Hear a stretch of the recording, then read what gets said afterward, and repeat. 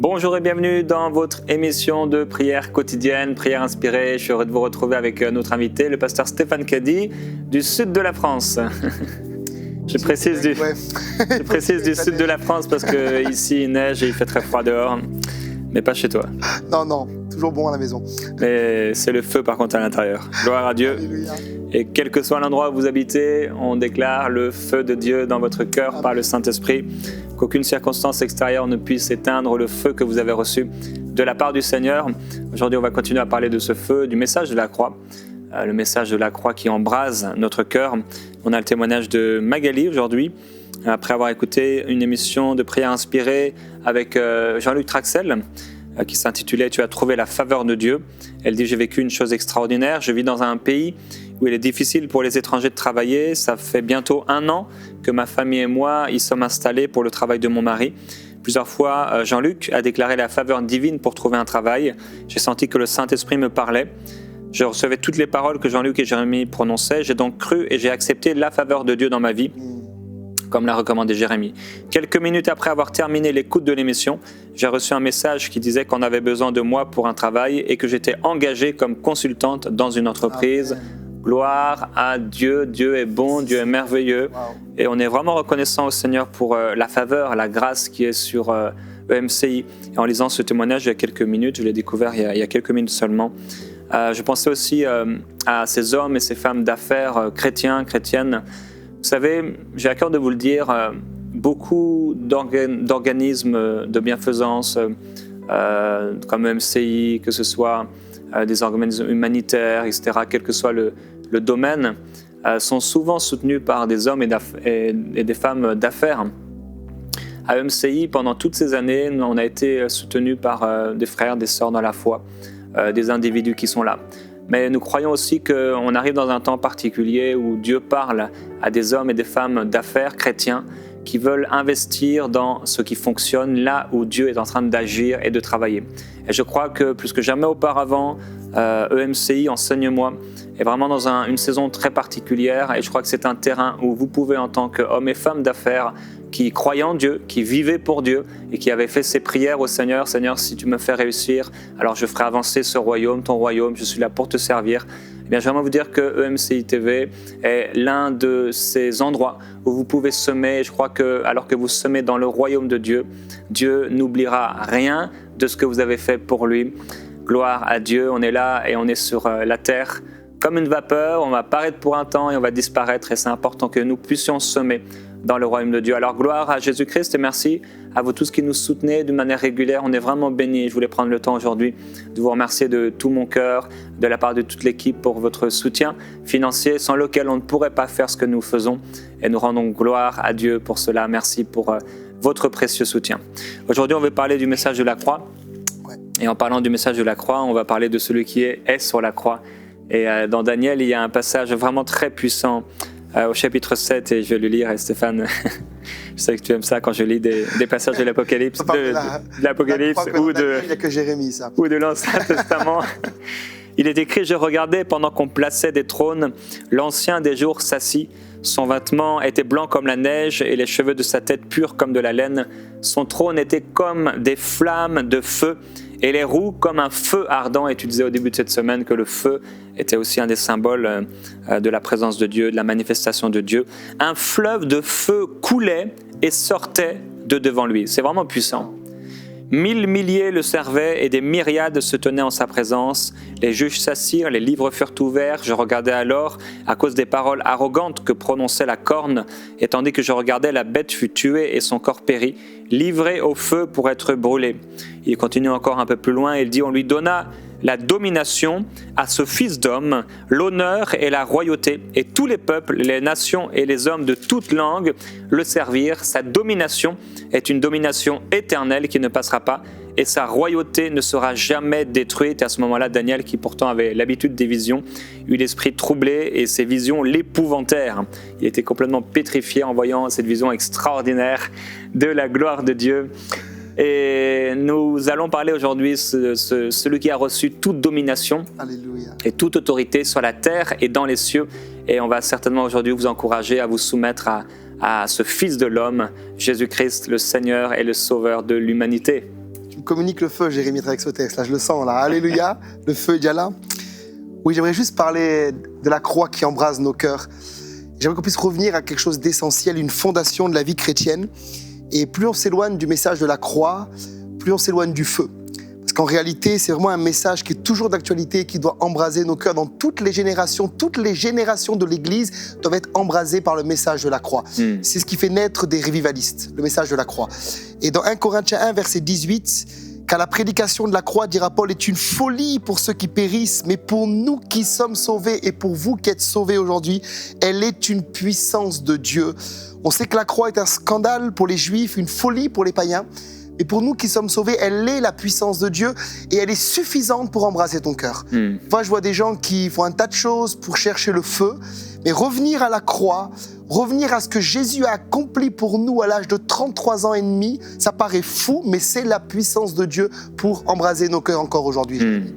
Et à la croix, vous le savez, mais dans Ésaïe chapitre 1, verset 6, il est dit que de la plante du pied jusqu'à la tête, rien n'est en bon état. Ce ne sont que blessures, contusions, plaies vives qui n'ont été ni pensées ni adoucies par l'huile, dira le prophète. Et c'est vraiment ce que Jésus a vécu pour vous et pour moi. Il a été blessé, il y avait des blessures, des contusions. Rien n'était en bon état. Et il avait le droit de ne pas y aller. Il n'avait pas besoin d'y aller. Il y a été par amour pour nous, par grâce pour nous sauver. Et rien que ça, déjà, ça doit embraser mon cœur. Amen. On sait que le prophète ira plus loin au chapitre 50 et versets 6 et 7 d'Ésaïe, toujours, il dira « J'ai livré mon dos de manière prophétique 700 ans avant la croix à ceux qui me frappaient, et mes joues, à ceux qui m'arrachaient la barbe. Je n'ai pas dérobé mon visage aux ignominies et aux crachats. » On a arraché la barbe de Jésus. Il a livré son dos. On a craché sur lui. Souvent, je dis que la pire honte qu'on peut faire à un homme, c'est de cracher sur lui. J'ai déjà été frappé dans la jeunesse, agressé, mais cracher sur moi, je trouve que c'est pire qu'une agression. C'est comme si vraiment c'est la pire des humiliations. Et on a craché sur Jésus. On lui a arraché la barbe. Le verset 7 dira « C'est pourquoi j'ai rendu mon visage semblable à un caillou. Tellement le Fils de Dieu a été frappé pour nous, il avait un visage semblable à celui d'un caillou, comme pour les boxeurs. Il devait être complètement déformé. » Et ça, c'est juste l'aspect extérieur. Ça veut dire qu'on ne parle pas encore de l'aspect spirituel. Et souvent, les gens s'arrêtent là. Et rien que ça, c'est vrai, ça embrase nos cœurs. Mais j'aimerais dire qu'à l'époque de Jésus, la croix était la manière dont tous les brigands mouraient. Il y avait des centaines de croix. Il y a des livres d'histoire qui parlent de ça, des mémoires historiques, comme Flavius Joseph, par exemple, qui parle qu'à Jérusalem, on crucifiait régulièrement des centaines de personnes. Donc les gens étaient habitués à voir cela. C'est vrai que ce que Jésus l'a fait pour nous, mais ce n'est pas juste ça qui embrase mon cœur. D'ailleurs, souvent, les gens pleurent quand ils voient le film La Passion du Christ, et c'est vrai que c'est très triste, mais il y a eu beaucoup plus que ça. On sait que à la 4e parole de Jésus, il y a eu 7 paroles à la croix, mais la 4e parole, Jésus va dire, vers la 9e heure, Jésus s'écria d'une voix forte, Élie, Élie, lama sabachthani, c'est-à-dire, mon Dieu, pourquoi m'as-tu abandonné? Et on sait que là, c'est le pire moment sur la croix. C'est le moment où Jésus devient péché pour nous. On sait que 21 fois, dans les évangiles, il va appeler Dieu son Père. 170 fois, il fait référence au Père. Mais là, pour la première fois, il l'appelle mon Dieu. C'est comme si Jésus est séparé du Père. Il porte le péché pour nous. Et c'est ce que Paul dira dans 2 Corinthiens 5, verset 21. « Celui qui n'a point connu le péché, il l'a fait devenir péché pour nous, afin que nous devenions en lui justice de Dieu. » Il y a eu ce qu'on appelle un transfert, un échange divin, où Jésus a pris ton péché, il a pris mon péché, pour que nous devenions en lui la justice de Dieu. Et on peut dire aujourd'hui qu'un chrétien est un saint, c'est un juste, à cause de ce que Jésus a fait à la croix.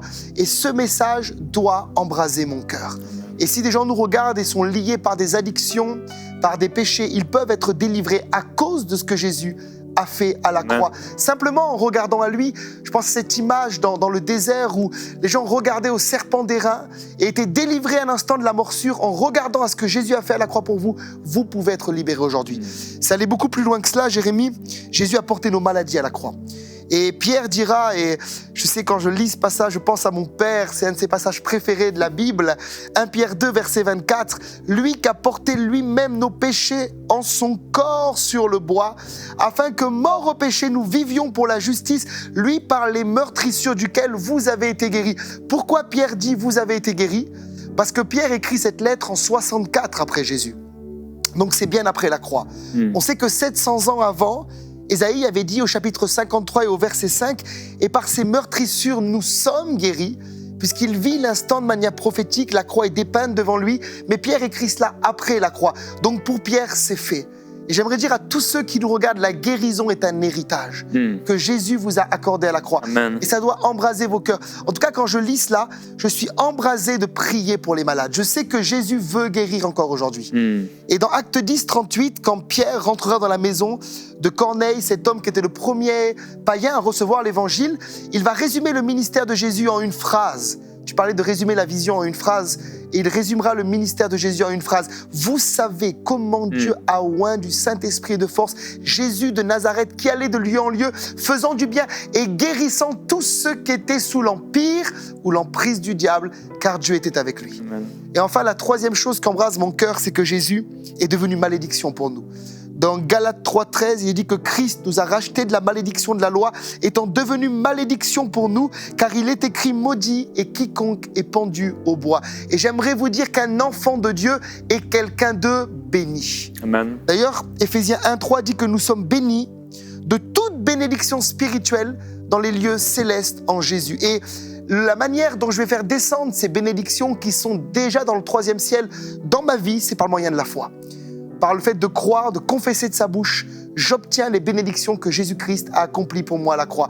Et peut-être certains disent parfois, je suis chrétien, mais je suis maudit. J'aimerais te dire que si tu es chrétien, tu es quelqu'un de béni. Et que la malédiction dans la vie du croyant est quelque chose d'illégitime. C'est comme si parfois des choses veulent s'accrocher, mais on a le pouvoir, à cause de l'œuvre de la croix, d'arrêter ces choses dans nos vies. Et je terminerai en disant que Colossiens 2, 14 et 15, c'est un de mes versets préférés aussi.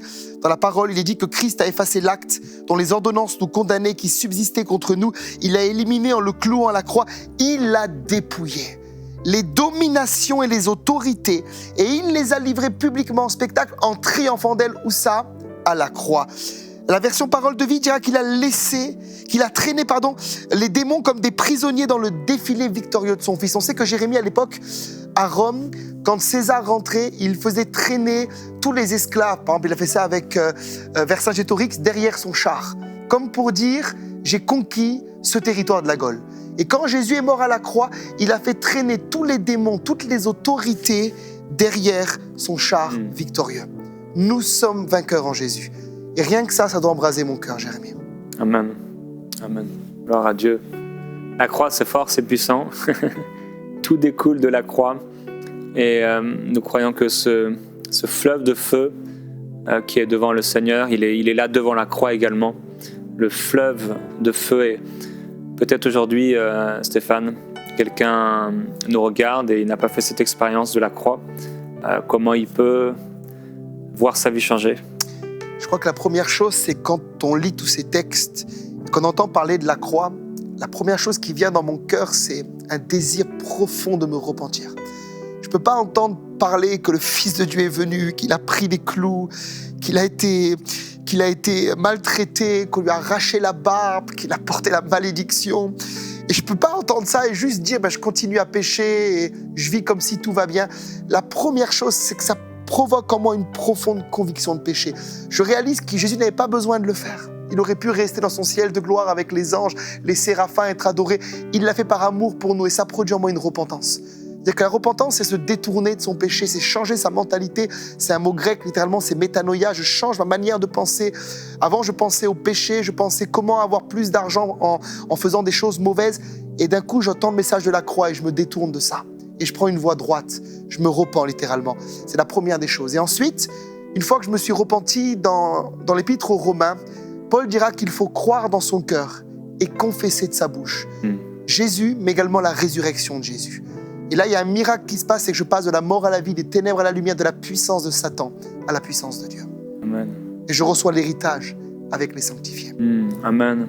J'ai partagé hier, alors que tu parles d'héritage aujourd'hui, de ces personnes aussi qui sont, entre guillemets, sous des malédictions ou qui pensent l'être alors qu'ils sont censés être bénis et marcher dans cette bénédiction. J'ai parlé hier du pardon et je voudrais encore à nouveau appuyer sur ça pour ceux qui combattent encore avec ça. Pierre dit justement, soyez remplis d'amour fraternel, de compassion, d'humilité. Ne rendez pas le mal pour le mal, ni insulte pour insulte. Au contraire, bénissez, car c'est à cela que vous avez été appelés afin d'hériter la bénédiction. Alléluia. Ça veut dire qu'on ne peut pas hériter de la bénédiction si on rend le mal pour le mal insulte pour insulte, parce que Christ nous a montré un exemple. Et je ne pourrais pas hériter de la bénédiction qui est pourtant la mienne, qui m'appartient pourtant en Jésus-Christ, si je ne marche pas comme il a marché dans le pardon et si je refuse de pardonner. Il est important de pardonner. Et je me souviendrai encore de cette jeune fille qui venait d'accepter le Seigneur, c'était la veille, elle venait d'accepter, c'était un camp de jeunesse et le lendemain soir, elle était là en train de se tordre de douleur, c'était horrible, j'avais jamais vu quelqu'un souffrir comme ça devant moi, je me souviens, ça fait longtemps maintenant. Et j'ai su dans mon esprit qu'elle avait un problème de pardon avec quelqu'un. Je lui ai dit, si tu pardonnes à cette personne, tu seras instantanément guéri. Elle n'a pas réussi pendant des minutes.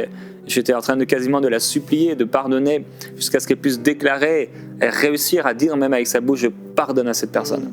Instantanément, elle a été libérée de toutes ses douleurs. Et je crois qu'il y a des maladies, la Bible nous en parle, qui viennent à cause de la haine, de la colère, du manque de pardon, de l'aigreur que nous avons contre les gens. Et Pierre continue, il dit, si en effet quelqu'un veut aimer la vie et voir des jours heureux, et quand on est en bonne santé, ça fait partie des jours heureux, qu'il préserve sa langue du mal, ses lèvres des paroles trompeuses, qu'il s'éloigne du mal. Et le mal, c'est pas seulement voler, mentir, tricher. Le mal, c'est dire du mal. C'est aussi garder la colère et garder la haine. Et qu'il fasse le bien, qu'il recherche la paix. Qu'il recherche la paix. La Bible dit, poursuivez l'amour. Qu'il recherche la paix et la poursuive, car le Seigneur a les yeux sur les justes et les oreilles ouvertes à leurs prières. Et cette parole est terrible, mais la face du Seigneur se tourne contre ceux qui font le mal. Et ceux qui font le mal, c'est ceux aussi qui ne pardonnent pas. Ils font le mal, puisqu'ils font le contraire de ce que le Seigneur nous a appelés à faire. Alors oui, nous croyons que des fois les prières peuvent trouver un blocage parce qu'il y a de la haine dans nos cœurs. Et alors, si le Saint-Esprit à nouveau me pousse à vous encourager, c'est que certains ont résisté. Voilà, vous n'étiez peut-être pas dans l'émission hier, vous n'avez pas pu la regarder, mais aujourd'hui le Seigneur à nouveau, cette prière de repentance qui a été partagée ici, qu'est-ce que devrait être une repentance? Vous avez entendu ces paroles et ces mots, et à l'intérieur de vous, en pensant à Jésus, à la croix, à ce qu'il a fait pour vous, ça devrait en effet faire naître quelque chose dans vos cœurs. Seigneur, si tu m'as pardonné, je suis obligé de pardonner, même si ma chair, mes émotions, tout en moi voudrait encore garder la haine, la colère, l'amertume. Je refuse maintenant ces émotions et je fais le choix de pardonner. Je vous rappelle, le pardon, c'est un choix. C'est pas une émotion, c'est un choix. Et vous pouvez soumettre vos décisions à ce choix qui vient de la parole de Dieu. Je me rappelle, Jérémy, à un moment, on était ensemble un dimanche matin et tu prêchais dans notre église. Et chez nous, on boit du vin à la Seine-Seine. Et le vin passait et c'était un matin à 9h. Alors prendre du vin à 9h le matin, ça réveille. Et j'ai vu, tu prenais ça de manière très sérieuse et très solennelle. Et dans la voiture, on était sur l'autoroute ensemble et je t'ai dit, ça va, ça a été le vin? Tu étais habitué au jus de raisin et tu m'as répondu, non, j'aime boire le vin de la Seine-Seine, ça me rappelle l'amertume de la croix. Et je crois que c'est bon pour nous de nous rappeler aujourd'hui l'amertume de la croix et ce que Jésus a vécu pour nous aider justement à pardonner quelqu'un ou à marcher dans le salut, dans la sanctification ou prendre notre guérison simplement. On va prier pour les malades aujourd'hui et recevoir ce que Jésus a accompli pour nous à la croix. Amen, amen. Gloire à Dieu, on va le faire et je crois que beaucoup aujourd'hui vont pouvoir bénéficier de cet héritage. Seigneur Jésus, on veut vraiment te glorifier, te remercier. C'est vrai, à la croix, il y avait cette amertume, c'était tellement... Tu t'es donné entièrement et complètement. Seigneur Jésus, nous t'aimons. Nous voulons te regarder aujourd'hui. Là où tu es, mon frère, ma sœur, commence simplement à regarder avec les yeux de la foi le Seigneur Jésus-Christ sur la croix, portant tes péchés, portant les péchés du monde entier, souffrant d'une souffrance plus que physique, une souffrance spirituelle. Quand les yeux du Père se sont détournés de lui pour les tourner vers toi, qui ne méritait rien. Alléluia. Il a porté tes péchés, il est devenu péché. Il a tout pris sur lui. Frères et sœurs, dans ce temps de prière, si Dieu nous a donné une imagination, ceci pour pouvoir regarder, en accord avec la foi, ce que nous savons de lui, mettre des images, c'est ça l'imagination, mettre des images sur une connaissance, sur des textes, sur des mots. Commençons à regarder le Seigneur Jésus et recevons une nouvelle révélation de ce qu'il a fait pour nous. Intaloko ribaba sotoria, rasa totoria bababaso. Rantolo tototo ribabaze, la totoria, mashikarayato, rita dadadazu, rabababazo, ramande, rababazo, radadadaje, makisato, lidadada, la dododo, ribababa, rezododo, chatalababa. Le Seigneur voudrait parler à plusieurs personnes qui maintenant sont derrière les écrans et ont connu particulièrement dans leur vie un temps d'abandon et un temps de rejet. Vous avez connu des temps d'abandon et de solitude et votre cœur a été brisé et vous n'avez jamais été guéri de cela. Vous avez traîné pendant des années cet abandon et ce rejet et vous êtes là et vous êtes dans la présence de Dieu aujourd'hui et vous n'êtes pas guéri, vous n'êtes pas restauré et ce temps de prière pour vous est un temps de guérison. Et Jésus aimerait vous dire de manière particulière qu'à la croix il a été abandonné du Père pour que vous soyez acceptés dans le bien-aimé. Et vous pouvez, là où vous êtes maintenant, saisir votre guérison, saisir votre délivrance. Vous n'avez pas, dit le Seigneur, à vivre constamment dans le rejet. Vous êtes acceptés dans le bien-aimé. Alléluia. Et là où vous êtes, mettez la main sur votre cœur. Et je veux déclarer maintenant dans le nom de Jésus que l'esprit de rejet quitte votre cœur. J'arrache maintenant de votre cœur toutes les flèches enflammées du malin. Et je déclare, soyez guéris. Que maintenant, au nom de Jésus, les plaies soient bandées. Et que la grâce et que l'amour de Dieu remplissent votre cœur. Et je déclare que vous êtes acceptés. Certains ont été abandonnés dès le ventre de la mère. Soyez guéris dans le nom de Jésus. Ton père, ta mère ne t'a pas voulu. Sois guéri dans le nom de Jésus. Sois libre, Dieu t'a voulu. Il dira à Jérémie, un prophète, Jérémie, dès le ventre de ta mère, je te connaissais et je t'avais établi prophète des nations. Tu es choisi de Dieu dans ton église locale, dans ton couple, dans ta famille, dans ton lieu de travail. Sois accepté. Amen. Et reçois ta délivrance au nom de Jésus-Christ. Alléluia. Alléluia. Je vois un enfant qui marche avec son cartable en direction de l'école. Et je crois que cet enfant, c'est quelqu'un qui écoute aujourd'hui.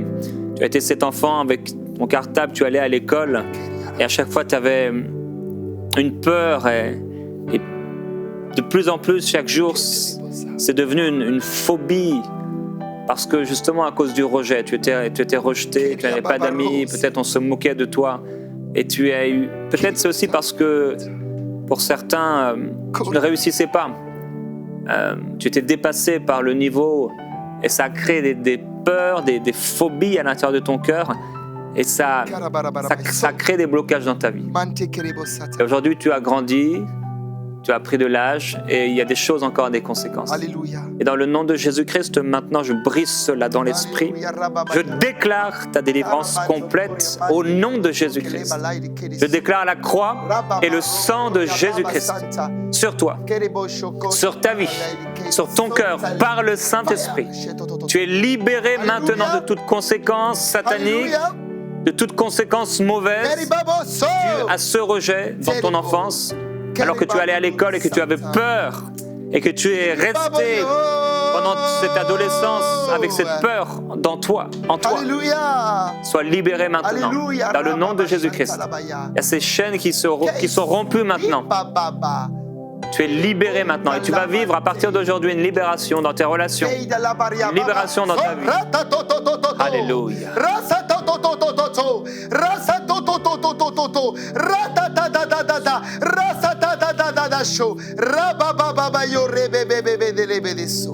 Plusieurs qui nous regardent maintenant ont des lunettes de vue.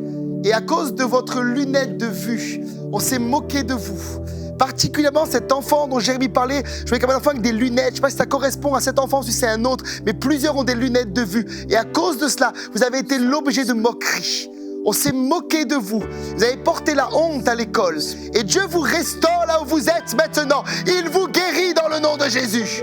Et je prie pour vous maintenant que là où vous êtes, votre vue soit touchée dans le nom de Jésus.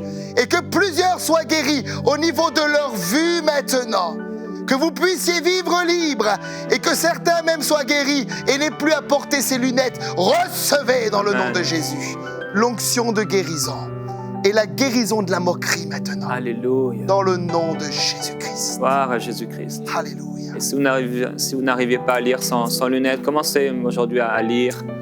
Ce que vous n'arriviez pas à faire, commencez à le faire maintenant, par la foi, et recevez dans le nom du Seigneur Jésus-Christ une complète, une entière guérison. Alléluia. Alléluia. J'ai invité les personnes peut-être qui nous regardent, je sais que Jérémie l'a fait hier et je vais encore le faire aujourd'hui dans ce même esprit, à recevoir le Seigneur. Si tu es là, tu n'as pas l'assurance de ton salut, si ton péché te condamne, tu as besoin d'un sauveur, tu as besoin de recevoir Jésus. Mets tes deux mains comme ça là où tu es maintenant et fais une prière et mets du cœur dans ta prière.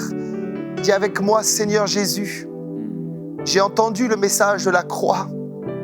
J'ai entendu, Seigneur, que tu es mort entre ces deux brigands par amour pour moi. Et je me repens maintenant de mes péchés. Je me repens, Seigneur, de ma rébellion, de ma haine, de ma colère, de ma violence, de mon mensonge. Et je veux croire, Jésus, que la croix est suffisante pour me sauver et que le sang de Jésus me purifie de tout péché. Je me tourne vers toi. Je crois dans ta mort. Je crois dans ta résurrection. Et je te reçois maintenant. Et tu inscris mon nom dans le livre de vie. Au nom de Jésus. Amen. Gloire à Dieu. Alléluia. Vous êtes aimés par le Seigneur. Précieux. Et nous proclamons que vous vivez une nouvelle révélation dans son amour. Que la présence d'amour de Dieu repose sur vous. Restez dans cette atmosphère de la présence de Dieu. Chérissez Jésus-Christ. Alléluia. Et vraiment découvrez la tendresse qui était dans le Seigneur Jésus-Christ. Nous déclarons sur vous la tendresse du Seigneur Jésus-Christ, cette tendresse qui vient de lui, que lui seul peut donner. Et je veux vous encourager à prendre des temps simplement. Vous pouvez mettre une petite musique instrumentale et rester dans la présence de Dieu. Plusieurs, vous avez besoin de vivre quelque chose de fort à l'intérieur et d'être vraiment libéré, secouru, mais aussi aimé, chéri par le Seigneur. On vous bénit dans le nom du Seigneur Jésus-Christ. On va se retrouver demain. Demain, on va parler de quoi, Stéphane? Tu le sais? Demain, encore du feu. le livre des actes. Le livre des actes. Sois un chrétien du livre des actes en feu. Amen, gloire à Dieu. À demain dans Prière inspirée.